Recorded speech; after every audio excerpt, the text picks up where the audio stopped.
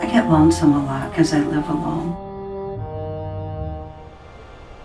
I had no idea what had happened to me until I was told. It was pretty difficult to comprehend that I had been through all of that. 2 years ago, I was hospitalized for 3 weeks and put on medication. So I'm on an antidepressant right now, and I'll probably be for a long time.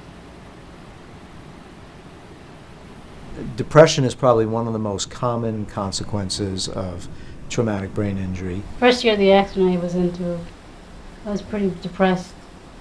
You know, saying, "Oh, why did this happen? I should have died. I shouldn't just stayed under the truck." Yeah, I was just I was very negative.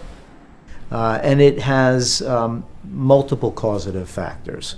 So one potential influence is actually the brain itself. So there are neural circuits in the brain that influence how one feels.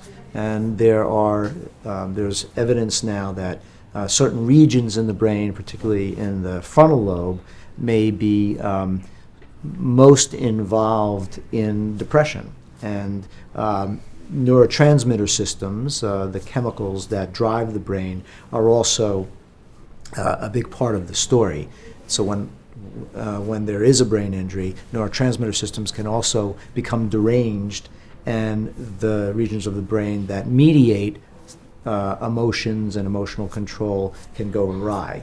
So that is one cause of depression, is that the brain itself has been compromised, and those circuits that sort of keep in balance one's tendency to feel sad, one's tendency to feel happy, become unbalanced because of the injury. So that's one cause. And I saw doctors for it, and basically they say it'll pass, but you just gotta focus on how I am now, or focus ahead. And they were right, I was like, oh, okay, you can start doing this, so it'll make me feel better. And I did. And I've never really thought negative my whole life. I've never thought negative. Just that year after the accident was like the worst. I think the first year was bad, then after that it started getting better. Another cause is that individuals, as they become sort of used to their problems that may be long-standing. So it could be loss of the left side of the body, what's called a hemiparesis. I was depressed the first year after I wake up from a coma. If that problem does not improve, they may experience depression because they've lost a vital function, and one in which they have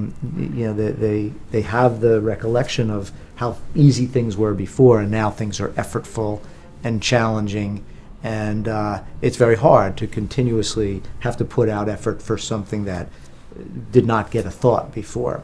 And so that kind of having to put out that additional effort and do things differently all the time can become a bit grating over time and contribute to some feelings of depression. I went depressed because I was seeing everybody that surround me, walking, going to places, enjoying life, and I was kind of a little hard on myself. Another possibility or possible cause is changes in the social circle. So individuals who have experienced severe traumatic brain injury, for example, who have had a long period of hospitalization, no longer, maybe they get out of the hospital after a few months, but are not returning to work, not returning to school, are not engaged with the people who made up their day very often anymore. And so there can be a sort of straying away from those individuals who were part of their day. And it can go both ways. It may be the friends who sort of, go down a different path, or it may be that person who just doesn't feel that same connection that they did before.